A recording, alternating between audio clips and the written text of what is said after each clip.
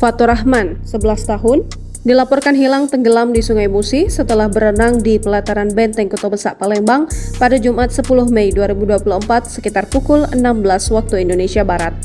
Agustima, ibu Fatur Rahman, melapor ke Pangkalan Sandar 30 Ilir bahwa anaknya sudah tenggelam saat mandi berenang.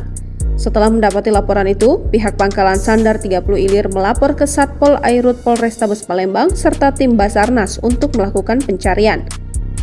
Sementara itu, Kasatpol Airut Polrestabes Palembang, Kompol Suprawira, ketika dikonfirmasi membenarkan adanya laporan seorang anak tenggelam saat berenang di Sungai Musi, tepatnya di tepian sungai pelataran BKB.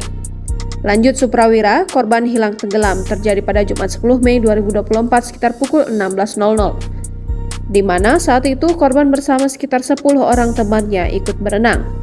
Namun, pada saat berenang, korban terlalu jauh dari tepian, kemudian terbawa arus dan hilang tenggelam.